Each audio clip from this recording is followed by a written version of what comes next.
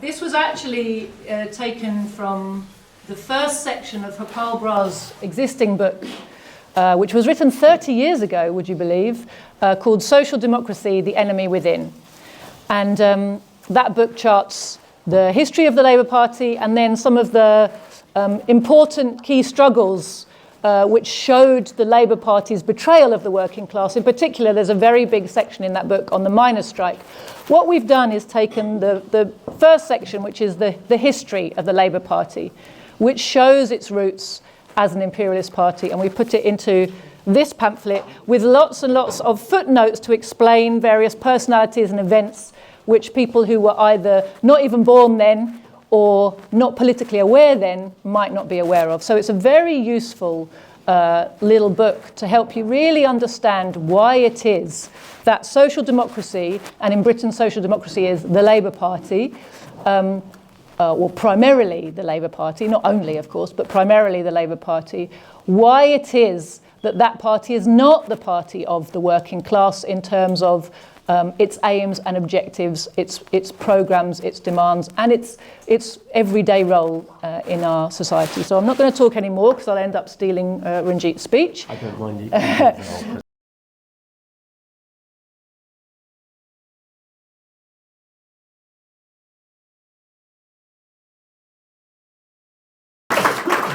So I'm going to put it in front. Is that in shot? Yeah, I feel a little bit, it's like a lovely meeting, and it's amazing to see so many comrades, friends and supporters here, and brothers and sisters. I'm reversing it from last night. Last night was brothers and sisters, comrades and friends. Today is definitely comrades and friends and brothers and sisters.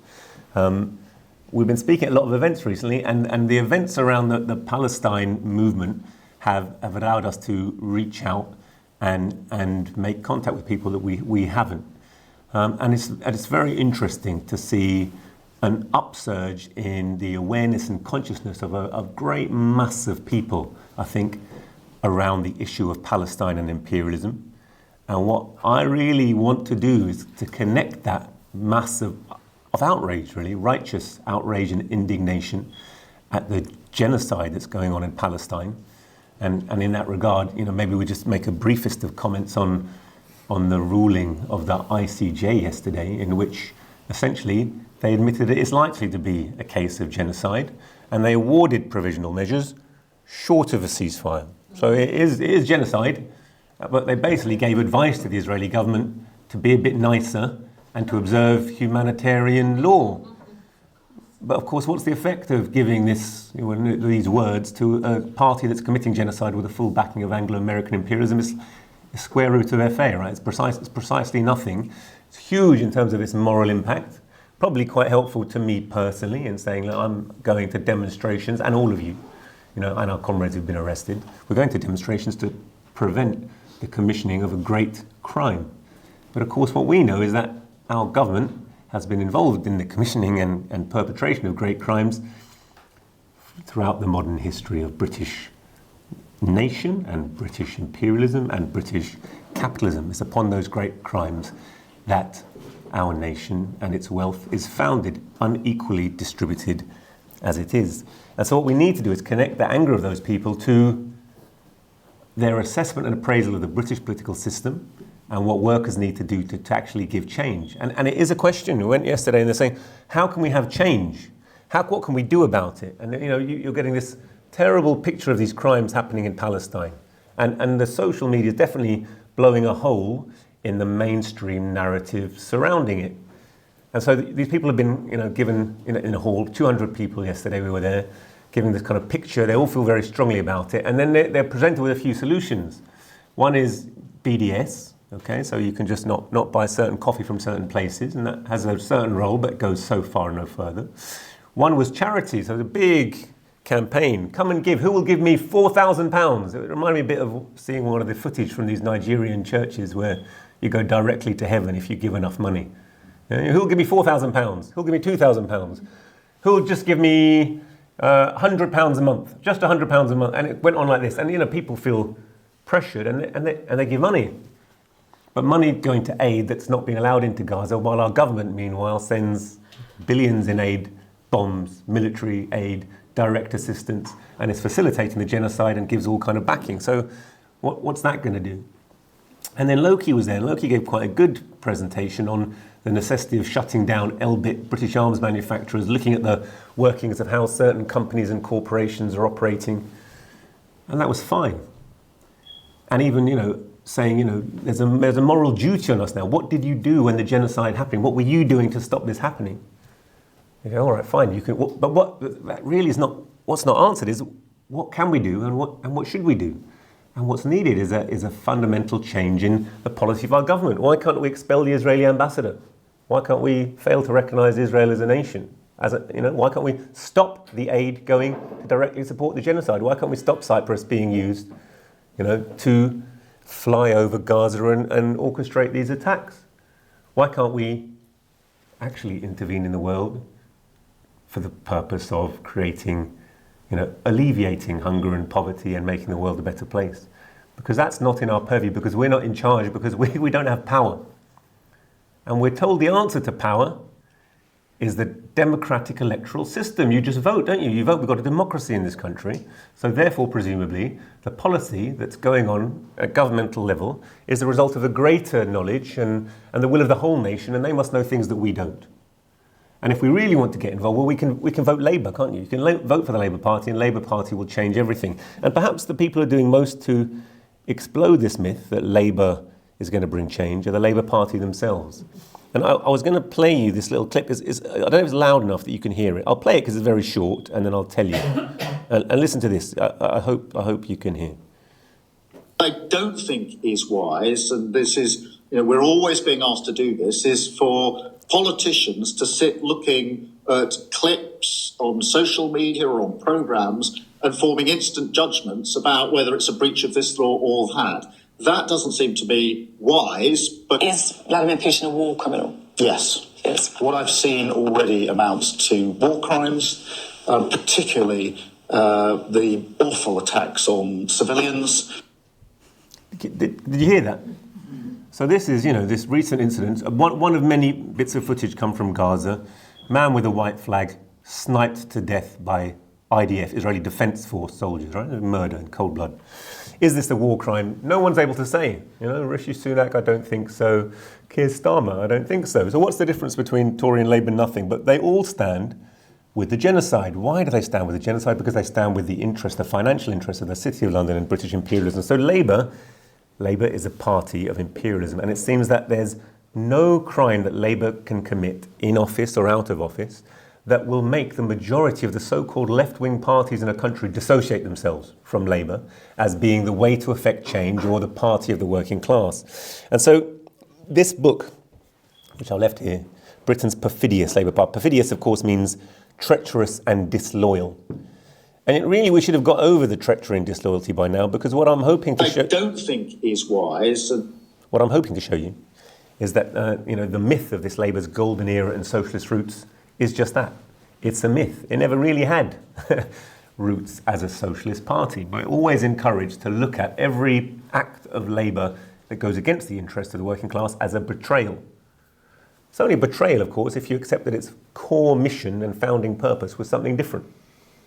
But what you increasingly look, as you look back through the history both of the formation of the Labour Party, why it was formed in certain ways, the groups who formed it, its first government, its second government, its post-war administration, its every succeeding administration, you find, but hang on, it was never formed with the best interests of the working class at heart. It was always a party that supported British imperialism. It's always acted against the interests of the British working class. So why are we constantly so surprised, and why do we constantly get advised that the best thing we can do is launch a new campaign to reclaim Labour? So this pamphlet in its preface, if you like, says that we aim to set the record straight, that the roots, history and true purpose of British Labour Party, the leader of world social democracy and the cheerleader of every imperialist war, is that it was a loyal servant of British finance capital from its outpost. And I hope really for that reason, as Josie said, this was a kind of reworking of social democracy, the enemy within. And it came a little bit out of our project with the Labour Party, the Workers' Party. So we had a deep sense when Corbyn was elected in 2014, 15, to the leader of the Labour Party. There was a huge swell. You could sense the number of people in Britain who wanted there to be an easy option for change will get behind Corbyn, reclaim Labour for real left-wing policies. There'll be socialism. We can change the policy. We can make life better in Britain. We can have everything we want. And we were always sceptical of that claim, all right? We never went along with that. We never thought it would happen. But clearly there was a big ground, we meaning the CPGB-ML as we were then. Because actually, if you look at the CPGB-ML today, it's a totally different organisation with a different composition. And many of our members and supporters came from precisely wanting to get involved with what seemed like a vibrant mass movement that might offer some real prospect of change. Our analysis at the time was, it's not going to work. It's not going to work because we knew that and understood the history of Labour Party that others had not understood. And they hadn't understood it because it's like a conspiracy in every press, from every media outlet, to kind of rewrite that history as it happens, omit its worst crimes, don't mention them, come up with nice quotes, just have nice cosy pictures of the NHS and Ernest Bevin and say this is really what it was all about. But that's not what it was all about. So we reworked this from the social democracy pamphlet, which, as Jyoti said, has got, or book rather, Harpal's book, Social Democracy, The Enemy Within, which is worth getting hold of and worth reading, and has even more in-depth analysis of Labour's policies and the policies of other left-wing groups in Britain towards Labour, going right the way up to the election of Tony Blair. And this was written, obviously, in the light of what's happened since in Corbyn, and we've got a very good book on the Corbyn project, the rise and fall of the Corbyn project, which is worth reading, how they attacked Corbyn in particular. And of course, the lesson which was so clear to us watching, and I hope is clear to you all in the room now and others watching at home in retrospect, is that it was the Labour Party machine itself which played a principal coordinating role in taking down Corbyn in alliance and as part of the bourgeois democratic state, the capitalist state. So together with the Tories, together with the army, generals coming on TV saying, if Corbyn gets in, there'll be a coup. We won't follow his orders, right? I mean, at every level, and all of the policies they took him down for that we'll discuss in a bit. So we have to ask ourselves, is electoral change possible via voting for Labour? The character of Labour and that really feeds into the character of our state machine and the way in which the working class in this country are ruled and governed in a kind of nice illusion that we have input into foreign policy, domestic policy, how things are run, and kind of illusion also that we live with a great deal of economic freedom, and while that we have relatively well off, we're free to have little holidays and this and that, but basically things are okay, and there's not a lot that needs doing, but occasionally we can vote someone different into office. But I would say that my conception of Britain today is fundamentally different. Britain in 2024 has a ruling elite, and that ruling elite is composed of financiers and businessmen, and they comprise far less than 1% of the population of the country. And those people have so enriched themselves that they own more than the poorest 80% of the population. Far less than 1% of the population, so just 25,000 landowners, for example, and typically still scions of the aristocracy who've interlocked their wealth with corporations, own more than half of Britain's land surface area. The royal family alone have 1% of the British land surface area. They're very much interlinked as part of the modern bourgeois class. So by contrast, if you added up, the area of my house, your house, everyone's house, the whole population of Britain is far less than 1/20th of the land surface area of Britain. So just on this, there are many different indices you can look to show the unequal distribution of wealth. And in the 15 years of austerity since 2008, 2008 of course was when austerity was imposed by Gordon Brown, when he bailed out the banks, okay? We've seen that capital has been further concentrated and the living standards of the working population have fallen, with housing and rental costs, as we discussed in Josh's last presentation, and please go back and have a look at that, it's on our website, has shown that there is a real housing crisis. And before the pandemic, going into COVID, there were statistics showing that up to 5% of the population of Britain were effectively homeless. They're not living on the streets, but they're sofa surfing, living with relatives, living in precarious housing conditions of various kinds, bed and breakfast, all the way up to just dossing on their mate's floor, with all of the problems that that entails. They're very, very vulnerable section of the population.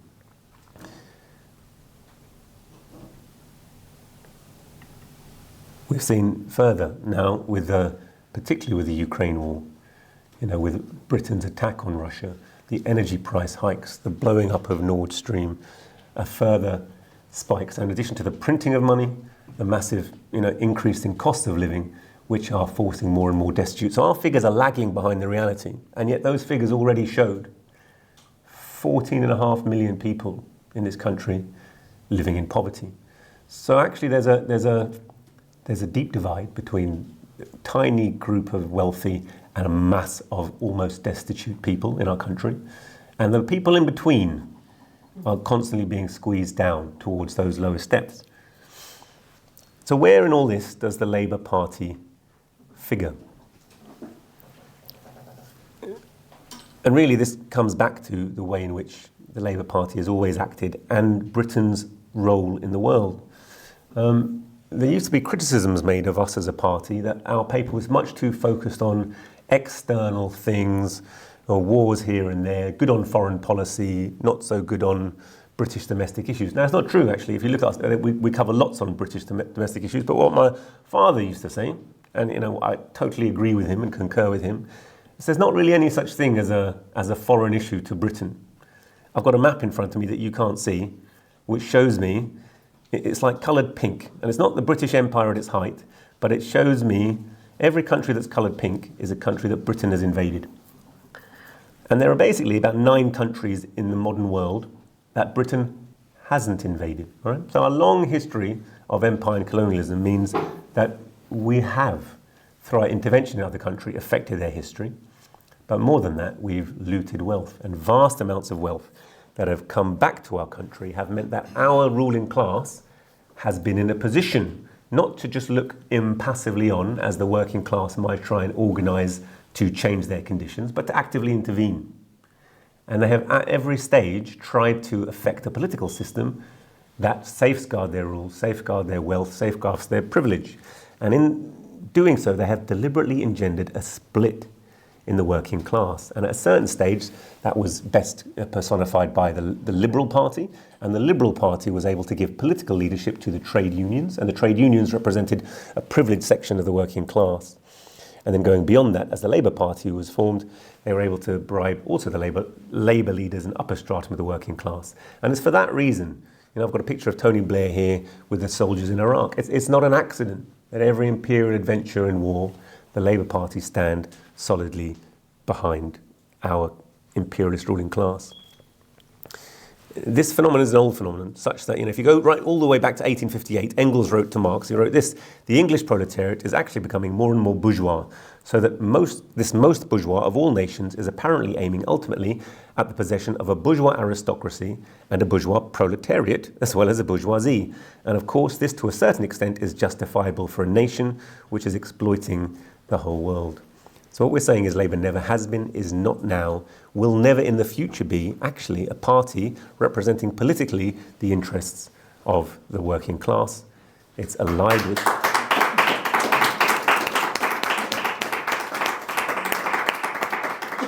This is why it's committed to the defence of the British Empire, and it's for this reason that Labour has throughout its existence, as over a century amply proves, been an imperialist party, a bourgeois Labour party, to use Engels' remarkably profound expression. And it's this phenomenon that still leads people to be so confused as to why the leader of the Labour Party, not just the leader of the Labour Party, even Labour left-wingers, if you find there'll be one Pakistani front bencher, who's under such pressure from his constituency over this issue that they make a big song and dance that, he's resigned from the Labour. He actually didn't resign from the Labour Party.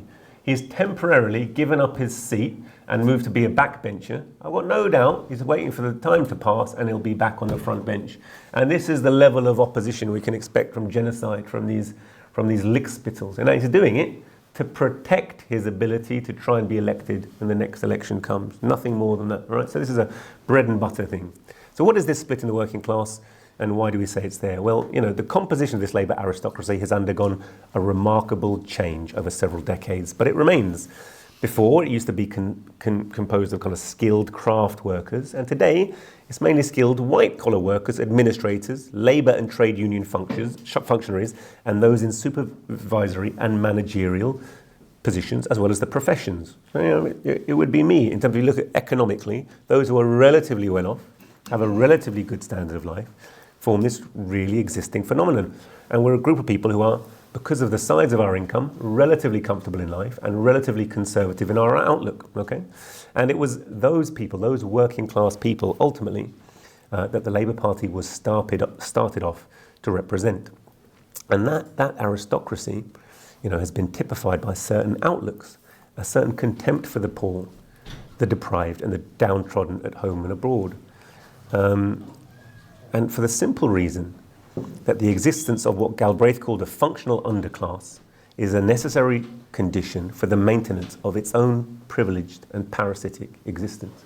It's a bit like the question of why people in apartheid South Africa can put, you know, white workers would put up with the slavery of their fellow black workers, and because a real economic privilege rests upon it. So equality seems like a very nice thing.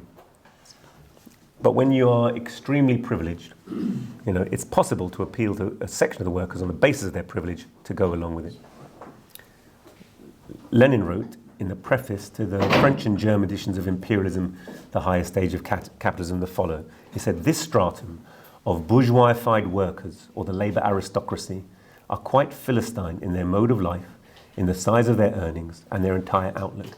And they're the principal social prop of the bourgeoisie, for they're the real agents of the bourgeoisie in the working class movement, the real labour lieutenants of the capitalist class, conduits of reformism and chauvinism.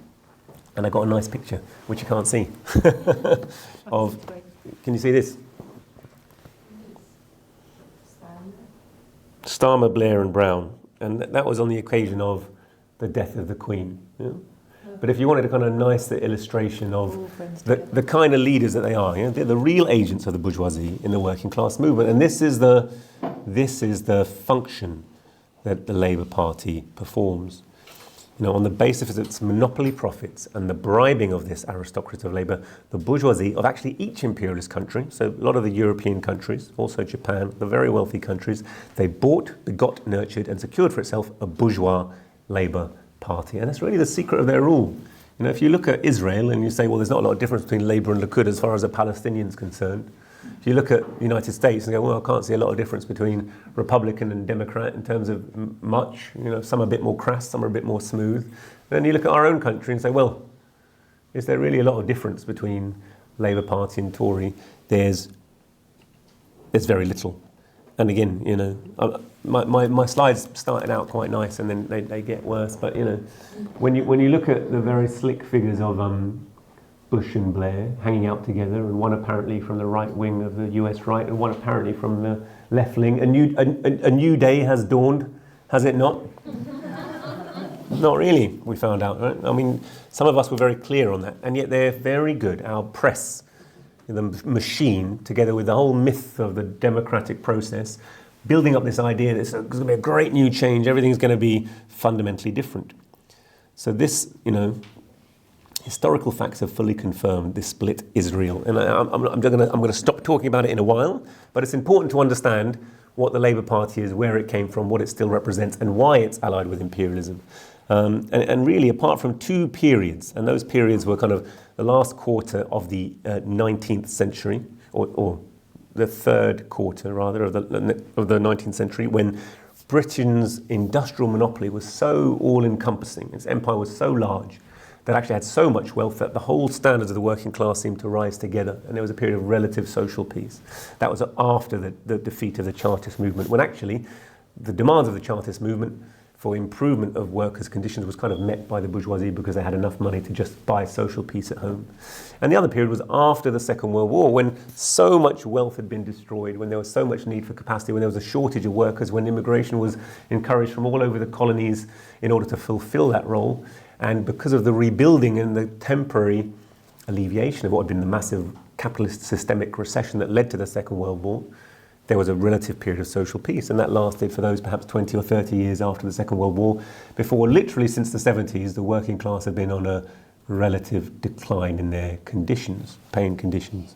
And that was the Keynesian consensus, and that happened throughout the imperialist world, irrespective of the complexion of the government in charge. And it's important to understand that, because still people look back to the golden age of the Labour Party, post-war Labour Party, and say, look what they gave us. They gave us social housing, they gave us an NHS, they gave us libraries, they gave us swimming pools, they gave us a totally different, deal. It's like the New Deal of Roosevelt in the United States. It seemed like the golden age. It was a golden age based upon increased exploitation of the colonies abroad and a temporary increase in the productiveness of capital, because they just destroyed so much. They just wiped out 60 million people and so many productive forces and so many means of subsistence, that they put themselves into a position in the capitalist economic cycle of growth. But of course it couldn't last. It couldn't last. By contrast, now we've seen huge upswing in poverty. So those who support the Labour Party essentially have to deny this split in the working class. They have to also deny the exploitative nature of our wars and adventures abroad and our imperial history. And that includes the modern wars: Iraq, Afghanistan, Palestine, Malaya, Kenya, India. Actually, the more you look at every country, the more you realise there's a parallel story, better known or not known, of imperialist intervention and colonial, kind of semi-colonial status, which is enforced with the active complicity of our political system, and as while Labour Party has been in administration and opposition, with very active collaboration of the Labour Party.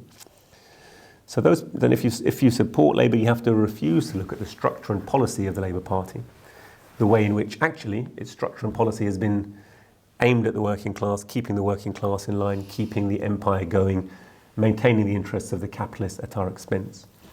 And you definitely have to fail to learn the lessons, for example, of the Corbyn leadership of Labour, which we'll come to. You have to refuse to recognise that Britain remains an imperialist country. And you have to refuse to examine the real history of the Labour Party. And then you have to refuse to recognise that capitalism and market economy, with the domination of monopoly capitalists in the City of London, is the fundamental problem that lies at the bottom of all that. Labour Party, of course, we shouldn't forget, was formed and cut its teeth in a period of most intense class struggle. It came about just before World War I. It lived through World War I, the general strike. It lived through the rise of the Soviet Union. It lived through World War II and the rise of China. It lived through the rise of the Eastern Bloc countries, and it lived through the most intense period of anti-colonial struggle of the masses all around the world. And what we have to really do concretely is ask ourselves, what was the role and position of the Labour Party in regard to that world-significant, world-embracing, all-important struggle? And what you see at every stage is that Labour Party was engaged on the wrong side.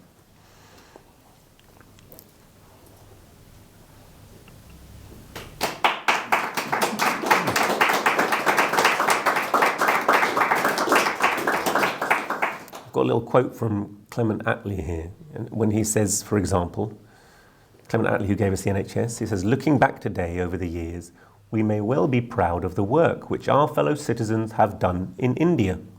There have, of course, been mistakes. There have been failures, but we can assert that our rule in India will stand comparison with that of any other nation which has been charged with the ruling of a people so different from themselves." It's got a quite careful legalistic language, so compared to other imperialists we've been a bit better. But it kind of ignores the reality of the 80 million people who've died in famines under the tender mercies of British imperialism, of the communalist pogroms that they used to put in place, right? So I can't go through the quotes of every single Labour leader and their hypocrisy, but what the book definitely does, and if there's one thing that I want to just encourage from this talk, is that everyone should please get hold of the book and read it. And I think even if you've got the Social Democracy, the Enemy Within, it's worth having this as a separate book because it develops and explains the history of some of those individuals and figures in a very nice way, which is hard to put together yourself, and debunks these myths. You know, if you look at the administration of Blair and Brown, you see what were their acts? What did they do? They immediately gave control of Britain's macroeconomic policy to the Bank of England, so giving more control to the capitalists. Blair personally left government with hundreds of millions of pounds, with properties being tucked away all over the world. We don't know where he got the money from. Advising dictators, becoming, an advisor to imperialism all around the world for the most, despicable regimes that help them to extract super profits. And he's still back, isn't he? Very much in collaboration with the current Labour Party machine, expected to be at the heart of the way they're going to rule for the next administration. Because I've got, quite a strong suspicion that Keir Starmer, despite our reservations about him, will be slightly less unpopular than the current Tory administration. He's likely to be the next government. He waged war in Iraq, on the pretext, of course, of weapons of mass destruction and all the rest of it, which was abundantly clear to us at the time, as it was happening in real time, that it was a pretext. And yet big fuss was made about, 60-minute threat and the legal definitions and whether or not, certain weapons inspectors may have been done to death because they, But this was all just a charade. And it didn't take much apart from an understanding of the history and looking at the real material interests and why the war was being fought. We could see it in real time. But I remember at the time, I remember speaking out against it when I was a houseman, just with colleagues. And they were so convinced by the overwhelming, super bomb scandal. Look at the terrible things that Saddam Hussein's done. They didn't mind when he was fighting the Iran-Iraq war. But now, of course, their heads were full of it. And I met up with that SHO that I was working with, Claire, she was called, 20 years later. And she goes, "Oh, Randy, you're always a bit of a communist. Oh, you were right about Iraq, though." I was, no. Newsflash. Right about everything we're saying. And the ability to see through the propaganda as it's being wheeled out is dependent on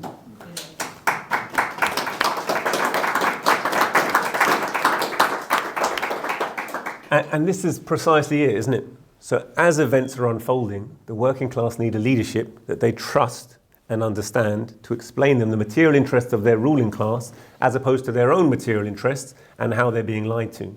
And we've got the reverse at every stage. So hand in hand with the press, we have our own party, the Labour Party, explaining to us, go back to sleep, put up with being a wage slave, and let the business of exploitation continue.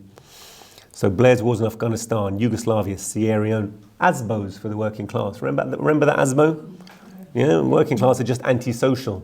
It's the problems of the poor, nothing to do with poverty or their objective social conditions. They're antisocial people. You need harsh recrimination. Do you remember? I remember waking up one day and listening to an interview on Radio 4. I can't even listen to the Today programme most of the time anymore, but I used to listen to it to kind of keep an eye on what they were saying. And they were taking someone. So girl was truant from school, and she was at home with her mother. And there was an interview with them. They were lovely. But the girl obviously didn't have any sense that there was any point going to school. She wasn't really being educated. She wasn't being fitted for a future. She wasn't being empowered with any particular knowledge or skills. So she didn't really like it. Maybe she was being bullied. So she stayed at home with her mum. And what's the answer to this? Imprison the mother. And then you send, John Humphreys or whoever to go and interview the poor woman. She's totally intellectually outgunned, and try and convince her that it's a good thing. And she goes, well, maybe you're right. Maybe it is a good thing. Because my child doesn't want to go to your sink school that you've created for her, you send me to jail and pretend that's all right. So this is their contempt for the working class. Aggressive beggars, remember that? Clamping down on aggressive beggars. I mean, the Day-to-Day was a comedy program I used to watch. They had a sketch on there once when they introduced clamping of homeless people. The police were going around putting clamps on the homeless. And it's funny, but it's like not a million miles away from the genuine attitude of our administrators, including the so-called left-wing Labour Party towards the poor, anti-union laws, never repealing Thatcher's anti-union laws. The working class in organised labour are always saying, get labour in and it'll be the answer to all your problems. Every strike, don't worry whether you win or not. Don't worry about the material conditions. Lose the strike. The main thing is vote Labour next time. Get Corbyn in. I've seen it time and time again. But they never repealed the anti-union laws that Thatcher brought in. And of course, Thatcher every bourgeois administration seeks to restrict the working of trade unions. If you go back to the Labour Party in their first administration, they refused to repeal the Taff Vale Union Act. What the hell was the Taff Vale Union Act? Taff Vale Union Act was the capitalists had a law passed which allowed them to sue unions for the economic damage done to their enterprise by striking. Yeah? So you have a strike. You instead of winning conditions, you use the law in the state to criminalise the workers, take them to court, and sue them for the loss to your enterprise. So the whole of your profit comes from screwing the workers, making their pay less than the money that they produce for you. Yeah? But you just hide that behind this legalistic basis and say, oh, well, if you're striking for more wages because we're exploiting you so much, you're doing damage to my enterprise, and I'm going to put you in jail and fine you. All right? And the Labour Party, in the very first administration, the great Labour Party of Ramsay MacDonald, refused to repeal that law. Yeah? So it's not a new phenomenon. It didn't come with Blair. It came from Ramsay MacDonald, and it came from Clement Attlee. Okay, anti-union, zero-hour contracts, NHS privatisation, which we see the legacy of today, was pushed very hard. They always say, oh, it wasn't us initially.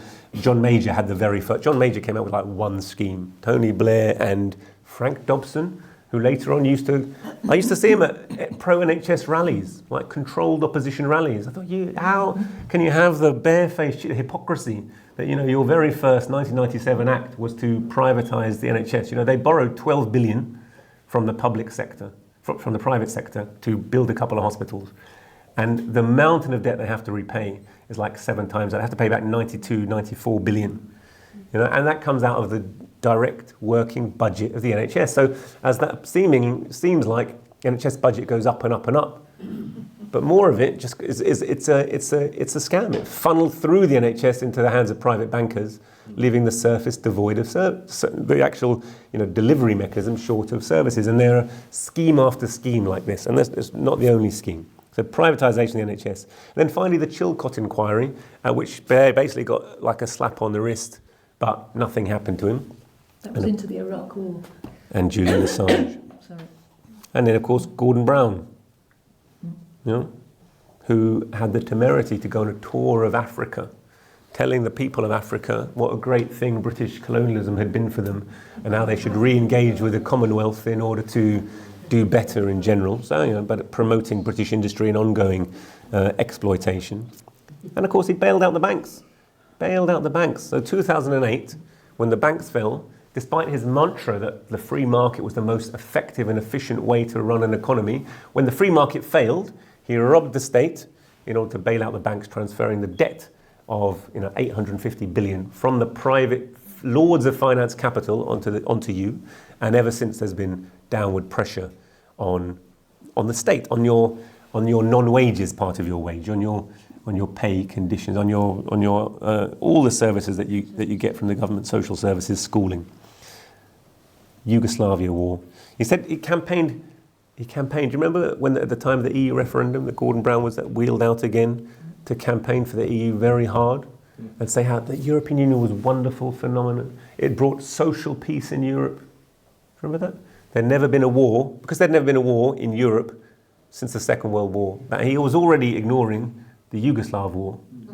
But now if we look at the EU, its role with the US, with NATO, with its complicity in its proxy war against Russia, its expansion towards Russia, its fermentation leading ever closer towards World War, teetering on the brink of nuclear war.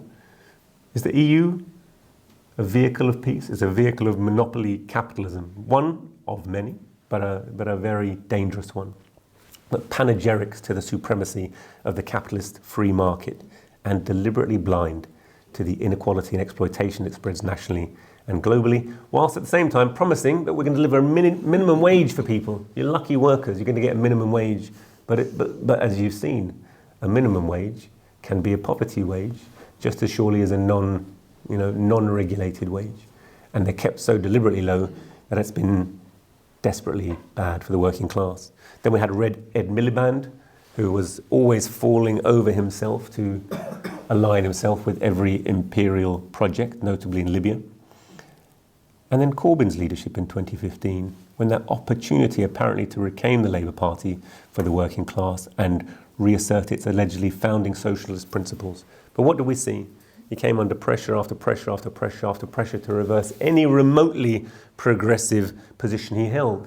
Now, I have a different position on Corbyn anyway, because look, from the beginning, we said at the time of the Iraq War, if you really are opposed to the Iraq War, you shouldn't be a member of the party that's responsible for waging the war.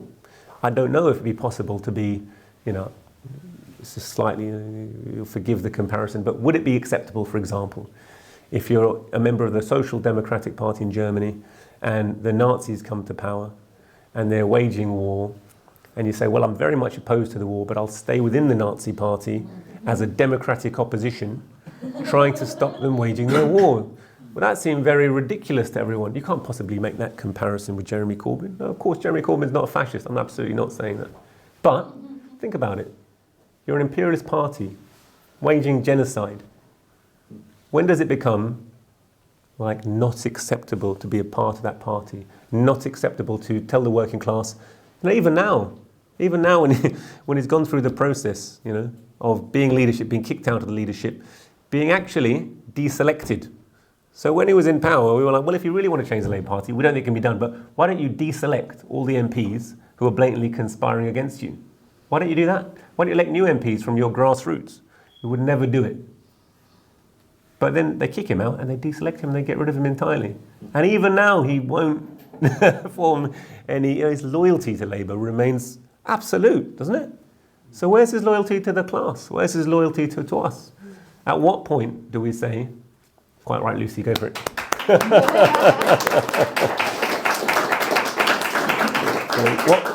What crime, bring us back to the beginning question, what crime does the Labour Party have to commit before the so-called left divorce it? And this is our job, and to me this is our biggest job, because it underlines every other problem that we face. We can't win a single struggle because we're fighting with a weapon which is actually pointed against us. It's like turning your gun against yourself when you're firing at the enemy. Every struggle that the working class face, they're doing it with a loaded dice, with a rig gun, with a weapon that's basically pointed at their own head. So I mean, just to recap, China was, first of all, Corbyn was first of all under pressure to condemn China's steel, lots of steel workers were being put out of work, plants were closing down. He said it's unfair competition practices of China, ramping up that anti-China rhetoric. It's China's fault for capitalism. China, it's all China. Venezuela, he was asked to disavow Maduro, and he did, on the basis that just violence is terrible on every side. Nuclear weapons, he was asked to endorse despite being head of C&D, and ultimately he did. Drone strikes and extrajudicial murder, he was asked to endorse, and ultimately he said, well, I don't like it, but if I really had to when I was Prime Minister, then of course I would do the extrajudicial murder. That's fine. I don't like it. And then Syria, Cameron was trying to bomb Syria. They would get rid of Assad. It was that time. Get rid of Assad. We're in the middle of that campaign. We're still in that campaign, though it was nice to see that perhaps US is thinking that under the current wave of pressure, they may have to evacuate their troops from Iraq and evacuate their troops from Syria. We should give that a round of applause.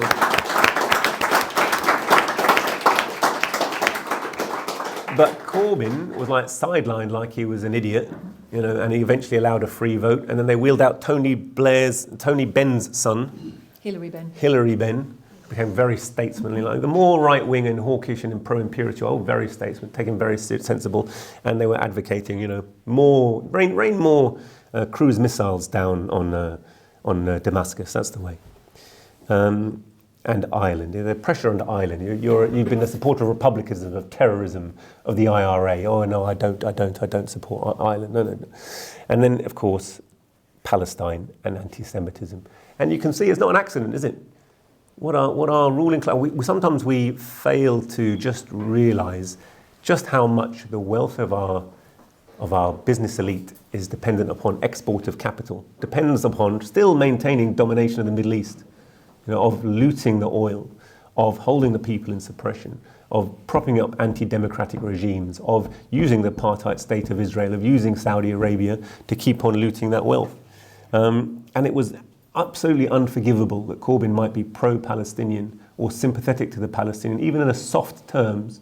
And we can see now just how far Labour friends of Israel, conservative friends of Israel, dominate that, because essentially Israel is an outpost of British and American imperialism. If you're not loyal to British and American imperialism, you can't be part of it. How long do you think I should speak for? You're right for a bit more. We'll give you a little bit more. And basically, this is essentially what I'm saying. But if you go right back, to look at the Fabians were essentially a group of liberals who were slightly on the left of liberalism, saw that the working class couldn't be contained within liberalism for some time, and were instrumental in forming the consciousness and the organisation of the leaders and the body of the Labour Party, the ILP and the Labour Party.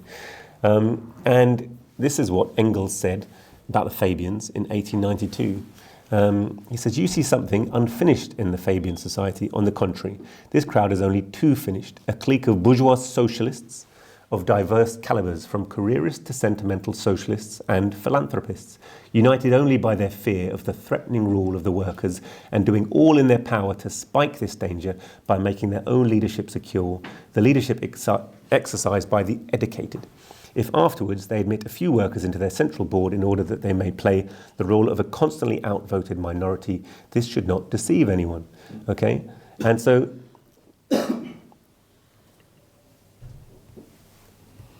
Lenin wrote about the Independent Labour Party, saying it's quite justly said, and the Independent Labour Party was the forerunner of the Labour Party, that this party is independent only of socialism, but very dependent indeed on liberalism. Okay, and this is right at the formation of the Labour Party. And this is a quote from Beatrice Webb. So in 1895, Beatrice Webb expressed her contempt essentially for the working class in these terms, her words: "Judging from our knowledge of the labour movement, we can expect no leader from the working class. Our only hope is in permeating the young middle class man." And further, "What can we hope from these myriads of deficient minds and deformed bodies that swarm our great cities? What can we hope but brutality, madness, and crime?" So these were the people who formed the Labour Party and put together its statutes. And when the Labour Party was finally formed, a conference in 1890, initially the Labour Representation Committee, it was a conference of 65 delegates representing unions with a combined membership of just over 500,000, as well as representatives of the ILP, the Fabian Society, and the Social Democratic Federation. And they had little difficulty in rejecting the SDF, the Social Democratic Federation formulation, that the new organisation, the Labour Party, ought to be a party organisation separate from the capitalist parties and based upon the recognition of class war. This is the founding conference that formed the Labour Party. So let no one tell you that it wasn't a concept. Class war, Marxism, these were concepts alien to the working class movement. They were well known, but they were explicitly rejected. So instead, that conference went on to accept by a majority of 102 votes against 3, the motion worded by Keir Hardie, to the effect that this conference is in favour of the working class opinion being represented in the House of Commons by men sympathetic with the aims and demands of the labour movement. So it was about getting a little bit of representation, a little bit of voice for slightly better pay and conditions, and deliberately limiting the struggle and aspirations of the working class, which at the time was a much more classically poor and downtrodden working class. And that's precisely because actually, that body represented a relatively privileged section comprising less than, even with all of their union membership, far less than 10% of the British working class and the most privileged section of it. So the Labour Party, by 1910, before the First World War, had 40 MPs and held the balance of power, but it always acted merely as an adjunct to the Liberal Party. And it refused to oppose the Liberal Party on the pretext, and just listen to this, that such an action, opposing the Liberal Party, would result in the fall of the government and its replacement by The Tories. the Tories. Yeah? This is 1910, and today is 2024, and is that not a slogan that you've heard again and again and again in your life? You've got to vote for them. If you don't vote for them, you'll get the Tories. And at what stage do we say, you know, the definition of stupidity is doing the same thing again and again, but expecting a different outcome? It should be observed, said Lenin, that the Parliamentary Labour Party consists not only of independent Labour Party MPs, but also of MPs sponsored by the trade unions. Used to be far more independent than the trade unions. These call themselves Labour MPs and Labour Party members and do not belong to the ILP. The British opportunists have succeeded in doing what the opportunists in other countries are frequently inclined to do, namely in combining opportunist socialist MPs with MPs of allegedly non-party trade unions. So the notorious broad Labour Party, of which certain Mensheviks spoke of Russia, has materialised in Britain. And this has been a great source of strength. So you've got this, you know, quite conservative group, the former Labour Party, which managed to merge with the broad trade unions. And actually, far from this being, you know, the link between the trade unions and Labour is meant to guarantee that Labour is this party of the working class. But in fact, it's been a very carefully constructed mechanism of control and suppression of the militancy of the British working class. And that has been the secret of maintaining social peace at home and preventing any advances for the working class. At the same point, you know, Britain has remained a wealthy country, which is able also to give relative privileges and SOPs to significant proportions of the society. So those two tactics have gone hand in hand to control our movement. And essentially, you know, you'll go through the war. Prior to the First World War, you know, you've got to have a look at some of the utterances of the Labour Party leaders on empire and war. So Ramsay MacDonald said, you know, so far as the underlying spirit of imperialism is a frank acceptance of national duty, excised beyond the nation's political frontiers, it cannot be condemned. For the compulsion to expand and assume world responsibility is worthy at its origin. Yeah? And further, the question of empire cannot be decided on first principles so far as this country is concerned. We have a history, and it is an imperial one. Ramsay MacDonald, first socialist Labour Party MP. Philip Snowden, who was later Prime Minister, who was later Viscount Snowden, who was again crucial in the first Labour Party governments and also the unity governments. Had the following to say, and this was specifically in regard to the colonial exploits that were happening in China at the moment. And he said, inexorable limits to the right of self-determination consequent upon, he said that he asserted the existence. He said there weren't any inexorable limits on the right to self-determination. And China has no right to deprive the rest of the world, British imperialism, of access to her material resources. And concluded in the following language, by no moral right may the ownership and control of the natural and material resources of a territory be regarded as the absolute monopoly of the people, unless they're British, of course. So, you know, so basically, Iraq's got no right to her oil. Afghanistan's got no right to her mountains, water, pipelines. You know, Russia's got no right to her oil. We want to take her and balkanize her. Africans have got no right to. Congo's got no right to her coltan, her bauxite, her diamonds, her minerals. South Africa's got no right to, you know, her diamonds, her uranium, her copper, her cobalt, her nickel, her agricultural resources. You know, West Africa's got no right. This is like, you know, it's a pure colonial mentality under the guise of, we're exercising a kind of a moral responsibility for leadership.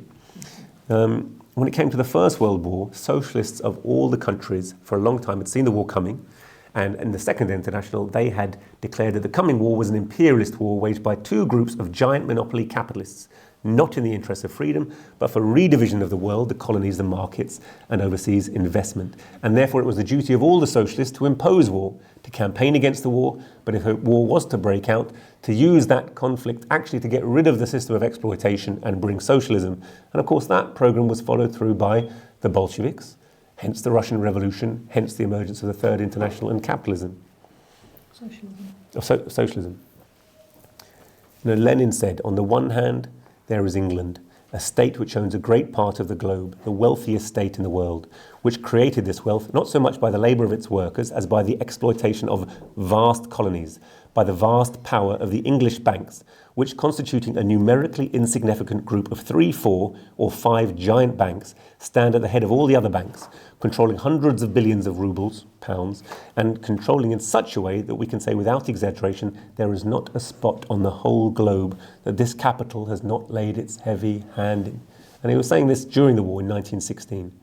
By the end of the 19th and beginning of the 20th centuries, this capital had grown to such enormous proportions that its activities extended far beyond the frontiers of a single state and created a group of giant banks possessing incredible wealth. Pushing this insignificant number of banks to the front, it enmeshed the whole world in its net of hundreds of billions of pounds. This is the main thing in the economic policy of England and the economic policy of France. And likewise, he spoke of the opposing economic interests of the German and Austrian group of imperialists who were opposing them. So literally on the eve of the war, there were massive demonstrations against the outbreak of the war. And famously we're told, these were led by Keir Hardie and the Labour Party. Yet by the 5th of August in 1918, 35 out of 40 Labour members of Parliament had gone over to the bourgeoisie, leaving behind a rump of just 5 belonging to the ILP. And shortly afterwards, Labour declaring first an industrial and then an electoral truce. So they said, in the face of the war, we're going to have industrial peace. We're not going to oppose you. We're not going to stand against you in elections. There'll be no opposition. We're going to mobilise the whole working class behind the war effort. We're going to send the working class to die in the trenches of Flanders, of Arnhem, of the Somme, for that industrialised slaughter, for the greater glory, for the protection of the imperial wealth of our ruling class, at the very opposite of what they had claimed to do.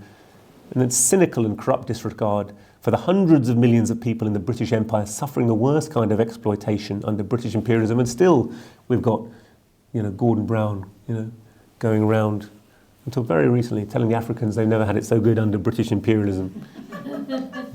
But there was a real jackboot of oppression under which the colonial people found themselves. But Labour said the victory of Germany in the First World War would mean the death of democracy, until the power that has pillaged and outraged Belgium and the Belgians and plundered nearly the whole of Europe into the awful misery, suffering and horror of war is beaten, there can be no peace.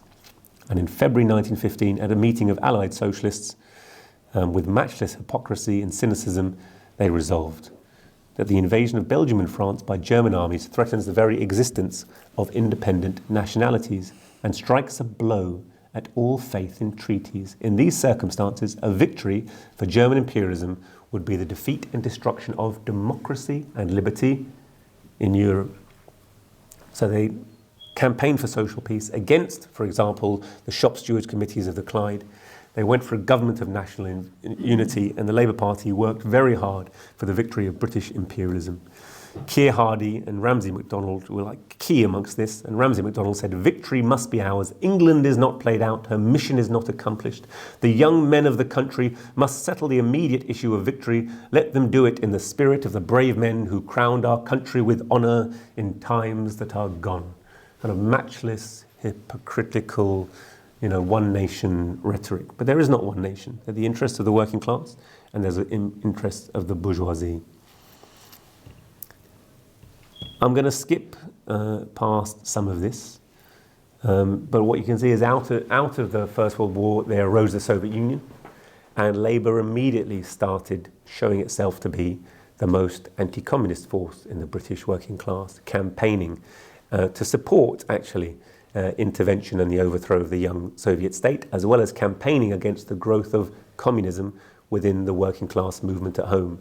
We know that there was the Hands Off Russia campaign. We know that Harry Pollitt and the young CPGB and the organisations that went on to form it, like Sylvia Pankhurst and the Workers' Dreadnought, went on to play a very honourable role in stopping that intervention. But the Labour Party, at every stage, supported British imperialism and wanted to crush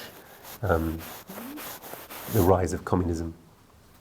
The Communist Party was formed in 1920, and with Lenin's advice, in the spirit of organising the British working class, exposing the Labour Party, Lenin advised them to have some kind of electoral pact where they could divide up. Some seats would be fought by the Communists, some by the Labour Party, and in this way, maintaining freedom of criticism, they'd be able to show the betrayal of the Labour Party and hasten the transfer of Labour Party support, of workers' support from the Labour Party to the Communists.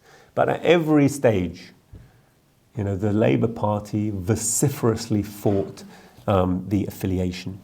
So they fought and rejected affiliation in 1921, 1922, 1923, 1924, and then several points after that. And they kept on saying, your aims are different from us. We're for social peace and you're for violence.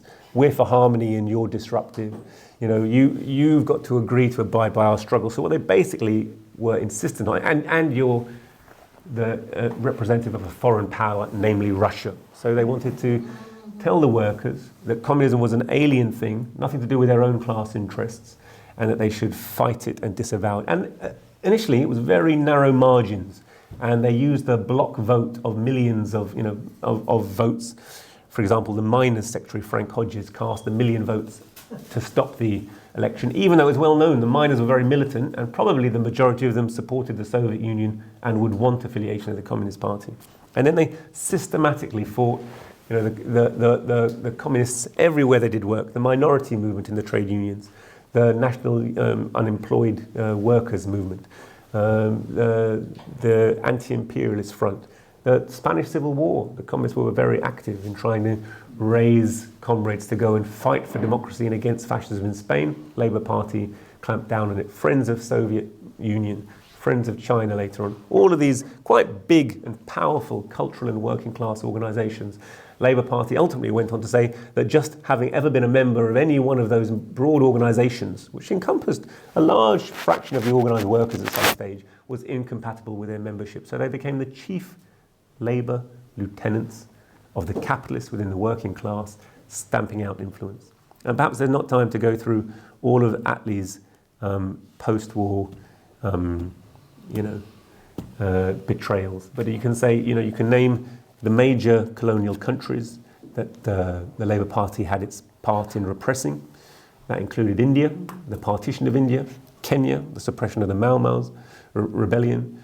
It included participation in Vietnam War. It included participation in the Korean War. It included re-imposition of colonialism after World War II on those nations who had freed themselves, reintroducing the Dutch into Indonesia, played a part in that in the interest of its own colonies, reintroducing French colonialism into Southeast Asia, played a part in that. And at every point, the Labour Party has been a representative of our enemies. It is our contention, and perhaps I'll end with this, that really for the working class to make any progress towards its own social emancipation, towards the satisfaction of its social needs, towards the increase of your working conditions, and towards the extrication of our responsibility for the crimes of our imperial class, that we need to absolutely do everything we can, exert all our influence to break the link between the British working class and the British imperialist Labour Party, which at every stage has been a most perfidious Labour Party.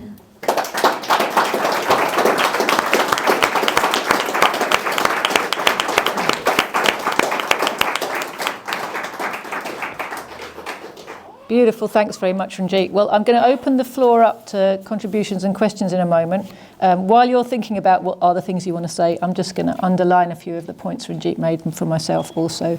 I think one of the things that constantly comes up for us, and which we have been bombarded with all our lives, is 1945ism, as I call it. This idea that if it wasn't for the Labour Party and its love for and care for the working class, we wouldn't have ever had the welfare state, all of the gains we got after World War II. And of course, our party's view on that in fact, the main motivator of those gains was the very weak state of Western imperialism. West European imperialism was on its knees after World War II, and in mainland Europe was basically dead if it wasn't for the injections of American capital and soldiers to prop it up again.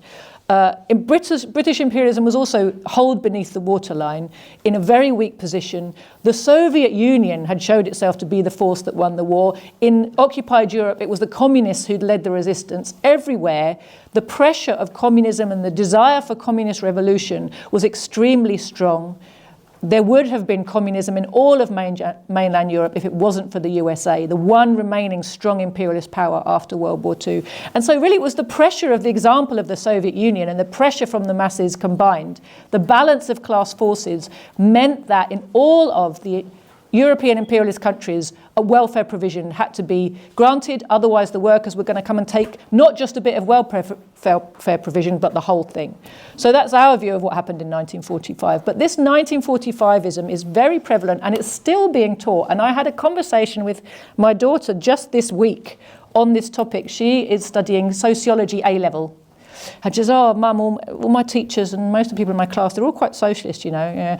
Oh, we were having a debate in our class, and it was the Bevinites versus the anti-Bevinites, right? So what is that if not the bourgeois view of history, which is made up by individuals, right? History happened because Ernest Bevin was a nice man who won an argument against some other not-so-nice men, right? Thank goodness he won, because then we got the NHS.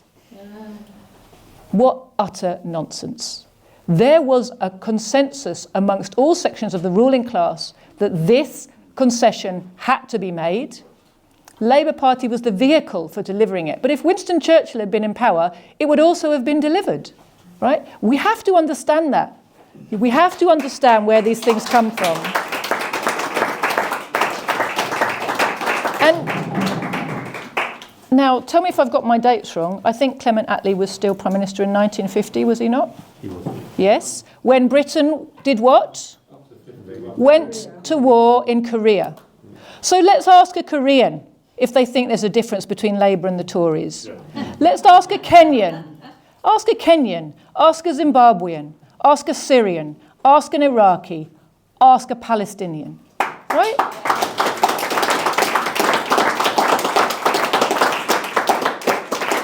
I was interviewing one of the leaders of the Kenyan Communist Party for our YouTube channel recently, and you should watch it if you haven't seen it. It's a really interesting interview.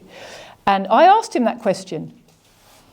From your perspective, through the history of Kenya and the liberation struggle and up to today, did you ever feel any difference in how the British behaved in Kenya, depending on whether we had Tories or Labour in government back here? Don't be ridiculous. Right? Of course they didn't.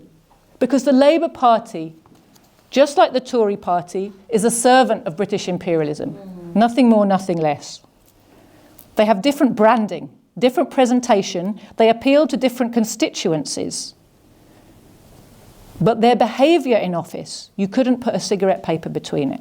And in fact, for many of the most... I wouldn't treat a cigarette paper in for many of the most heinous anti-worker activities, it's often useful to have Labour in charge. I remember all through the Tony Blair and Gordon Brown period, when they were committing all these horrific genocidal acts abroad, they were also pushing down on workers at home. As Ranjit said, they were privatising the NHS. They also brought in the wonderful, so-called wonderful minimum wage. I remember talking to someone from the Ho-Ho New Communist Party on 1st of May Day in Clerkenwell one year. And, it was in the middle of the Iraq War. And they were still carrying leaflets saying, vote Labour to keep the Tories out. And I said, how can you still be saying this to people? What is it that you're saying that Labour's done for the working class during these years? And he said to me, the minimum wage. Now, I watched what happened during the period after the minimum wage was introduced. What happened was all of the workers where base levels of wages in their sector had been negotiated at a certain level saw wage freezes until the minimum wage caught up with them. And now, that is why, it's now really, really hard to find a job that's not a minimum wage job. Because all of those different agreements in different shops, organisations, workplaces, whatever, they all said, well, why are you asking for a pay rise? You're above the minimum wage. And as inflation rose and the minimum wage slowly caught up with them, then they found themselves at minimum wage jobs, and your wage goes up when the minimum wage goes up. And they had it legislative backing for pushing wages down right across the board for the British working class. That's what the minimum wage was. It was a boss's minimum wage. It was not a worker's minimum wage. It wasn't there to lift up people in poverty. It was there to push people down into poverty and to increase the profits of the capitalist class.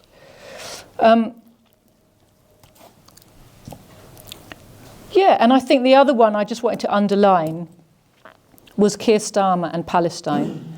You know, Keir Starmer's not new, but his recent horrific performance in relation to not being able to tell if there's a war crime happening, although anybody can see, it's patently obvious to anybody who cares to take a look.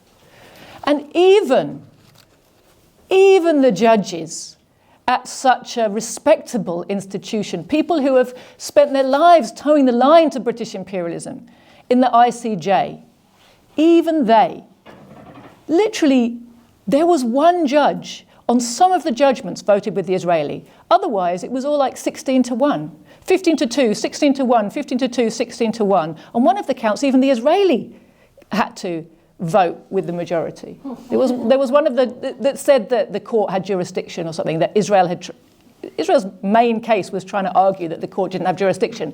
And even the Israeli judge couldn't agree with them, right?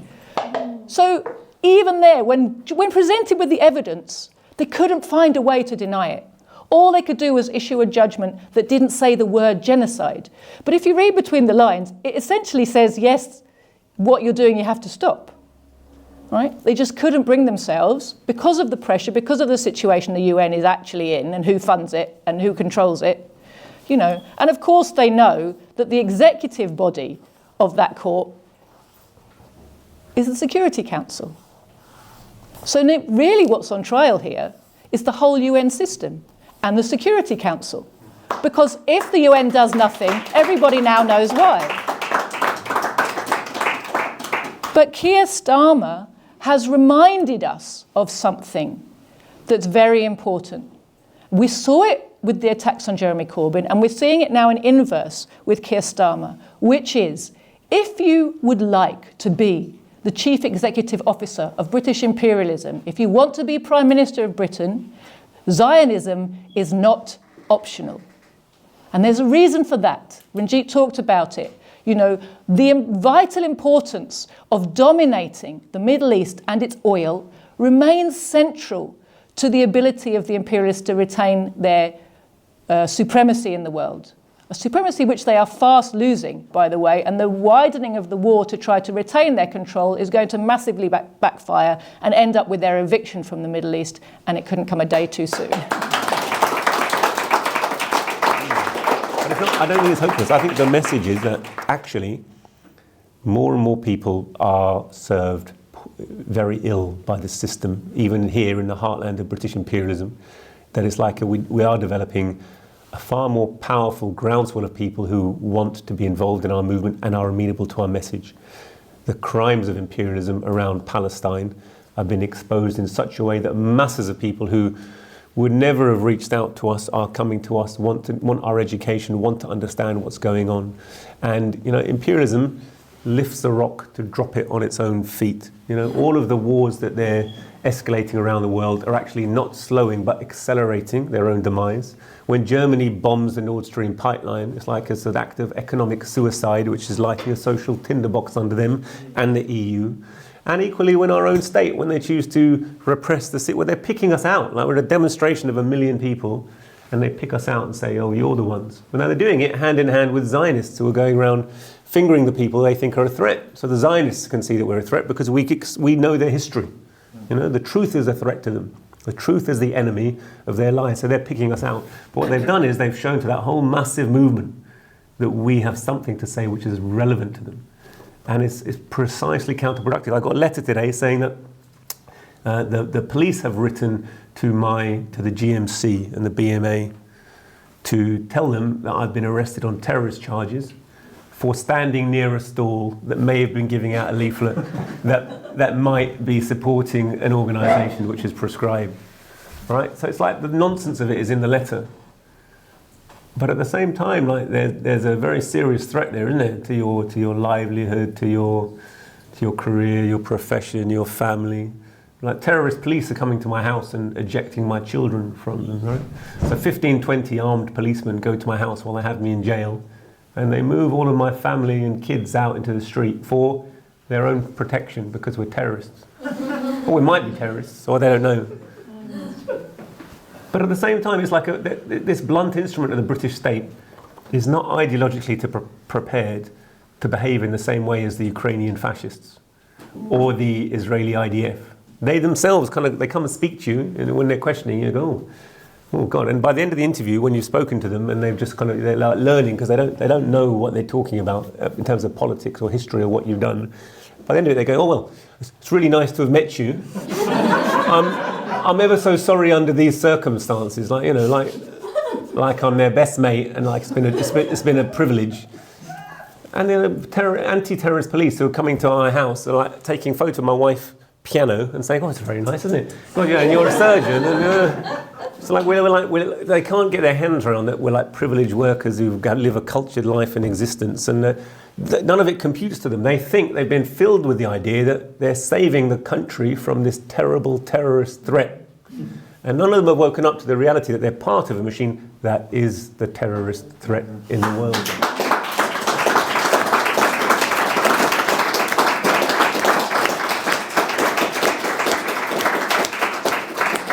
But for all that, the movement is getting stronger and we have tremendous opportunities. I think they want to pick out people who are vocal and try and silence them. And I think under those circumstances, it's pretty incumbent upon us not to be silenced, not to be cowed, and not to be afraid. Ultimately, we haven't done anything wrong. They've got to go against everything they say. They love to say Britain's a free country. It's a free country. At least you live in a free country. Why are you supporting all that communism stuff? That was all repressive. This is a free country, all right? So they've got to at least maintain that charade, because if you say openly to the whole of the British people, actually it's not a free country anymore. It's not a free country. There's political policing and you can't say what you want, all right? They maintain, that is the reality of the situation at a certain level, but they've done it through soft power, through controlling the narrative, through controlling the opposition, through kind of having this Overton window, what's acceptable, and enforcing it in quite clever ways, controlling academia, controlling the press. But if actually it comes to the point where there's millions of people on the street who are saying something that's totally unacceptable, and you can't call them all hate marchers and anti-Semites because they're not accepting it. And if they go, actually, you know what, old rules are off, democracy's over, and now we're switching to direct repression, there are massive consequences for them. So if they're in a position where they're even starting to feel that out around the edges, it doesn't show you their strength. It shows you their incredible weakness and vulnerability at this time. We've got to capitalize on that. We've got to carry on doing what they've proved they're afraid of. Their bail conditions say it. Don't give out any leaflets. Don't give out any books. Don't go to marches. Don't go to demonstrations. They're much more worried about this apparently, frivolous show of people walking about than seems. You've got a lot of people who are angry with their system, who have less stake in what they're doing, who are very offended by their brutal genocide and crimes. And those people are hungry for knowledge. You guys have that knowledge. And you must be unafraid to give it to them and bring them. And we're gonna see massive expansion of our work, of our numbers, and of our ability actually to start to change policy. It's the starting to change policy and threatening their exploitation of workers at home and abroad that scares the living daylight out of these creeps, out of these thugs. And this is what we must be unafraid to do. So, great to see you. Thank you, Rest. So this is called The Trouble with the Red Bowler Hat, because I was actually wearing a red bowler hat when I was captured by the police. I wore my hat with pride, so I should be spotted, should I get lost in London. I didn't realise it would have been better just to hide. The protest went well. I was leafleting like a queen, like a machine. I was smiling and polite, gave leaflets out to people whether black or white. And there were white people there, despite the media's insistence that the fight is just a Muslim resistance. Photographers were there, but unknown to me, they weren't just shooting street scenes. They were capturing the image of the protesters and passing them on to the Met. I forget who took my picture. Later, I was approached by two policemen. asking him politely if I'd spoken to a bearded man in a black jacket. I couldn't for the life of me recall. I'd seen so many faces, one and all. They informed me that the man was a terrorist and that I'd been spotted speaking to him, which meant I'd be implicated if I didn't name him. We've been told he was speaking to a woman in a red bowler hat. That's quite distinct, don't you think? I said I didn't know. Well, how was I supposed to know? I'd seen a fair few thousand faces that day. The description was vague, gave nothing away. They walked off. I thought little more. Continued my leafleting, as of before. The cunning bastards, though, they waited for all the protesters to go. As my comrades and I packed away our stall, 50 police officers descended. "Excuse me, miss, can you step to one side, please? It's important, this." "What now?" I inquired. This wasn't what my heart desired. "This will sound dramatic," said the policeman, "but we're arresting you under Section 12 of the Terrorist Act." Despite the fact I'd merely been passing out leaflets. But the state is not there to protect us. It's at the behest of the ruling class. Not to sound crass, I said, but how is passing out a leaflet a terrorist offence? It's the content. It might cause offence, or convince people to join Hamas, which is absolute bullshit. I don't think they can land a plane in the Gaza Strip. I gave my details and stood silently beside them until came the time to be detained. They put me in a cage on the back of a van. I wish I hadn't worn my hat and learned you can never trust a policeman.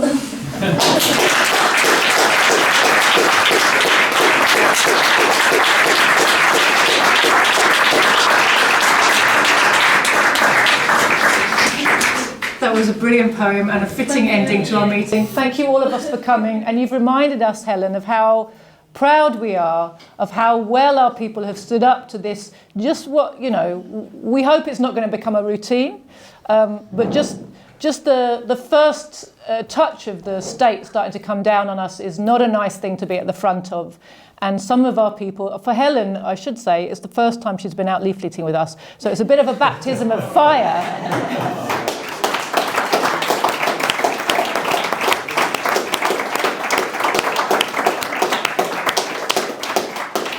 It is absolutely our expectation that the police and the prosecution service are going to realise that they don't have any kind of a case against any of our people, either on incitement to racial hatred or on support for a banned organisation under the Terrorism Act. If they do decide to push charges, be aware we will be mounting a strong and vigorous defence, and we will enjoy every moment of taking their system to court and describing what Zionism is and why we oppose it in a court of law, in public, where it has to be reported.